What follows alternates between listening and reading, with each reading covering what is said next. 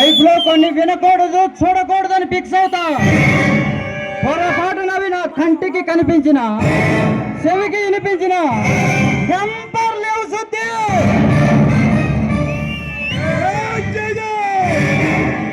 నేను ఓడిపోవడానికి కారణం నీవు ఉండవాడు ఆశకుడు.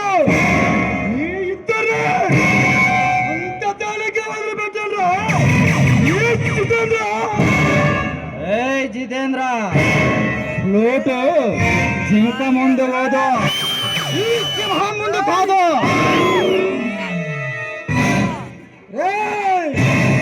నిన్ను వాడు కత్తితో కండగా కసం మరిగా చెట్టు శాతం లేకుండా చేసుకుంటాడు. నువ్వు బెదిరిస్తే బెదిరిపోవడానికి అనుకుంటున్నావు. షూటర్ని కాల్చి పడేస్తున్నా కొడక.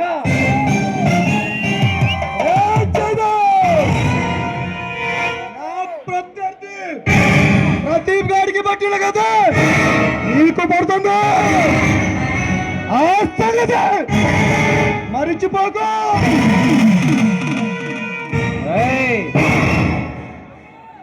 ఒకడు నాకెదురొచ్చి నా వాడికే రిస్కు, ఒకడికి నేనెదురెళ్ళి నా వాడికే రిస్కు.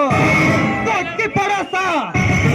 అయినా ఈ ఎలక్షన్ నీతికి న్యాయానికి ధర్మానికి అధర్మానికి మధ్య జరిగాయి. ప్రజలు ధర్మానికి అర్థం కట్టారు. నీలాంటి అవినీతి పరులు వాడికి బుద్ధి చెప్పారు. మీరు గెలిచారని సంబరాలు పడిపోకండి రా.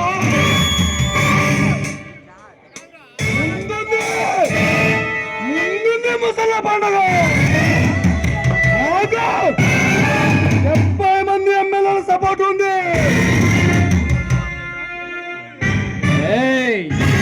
నీలాంటి అవినీతి పరులు ఈ రాష్ట్రాన్ని ఎలబట్టారా? ఈ రాష్ట్రం అప్పుల ఊబిలో కూరుకుపోయింది. బజార్లో ఆడవాళ్ళకి రక్షణ లేకుండా పోయింది. ఇప్పటికైనా మా పవరు మా పలుకుబడి నీకు బాగా తెలిసిందనమాట. జితేంద్ర, ఒక్కసారి నా జోలికి వచ్చిన నీ తమ్ముడికి తెలుసు నా పవర్. నువ్వు కూడా నా జోలికి వచ్చి చూడు. ఈ సింహం ముందు వెనక పోతులిస్తే చీకట్లో కలిపేస్తా. చూసి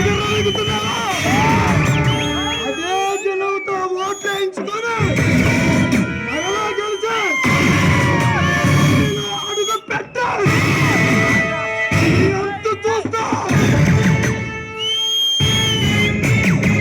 జితేంద్ర, ఈ జనమందరి అండదండలు నాకున్నాయి. నా జోలికి నువ్వు వస్తే ఇదే జనం నిన్ను రాళ్లతో తరిమి కొడతారు. నీకు ఆఖరిసారిగా వార్నింగ్ ఇచ్చి వెళ్తున్నా. బుద్ధిగా బతుకో, లేదా చచ్చిపోతావు, మసైపోతావు.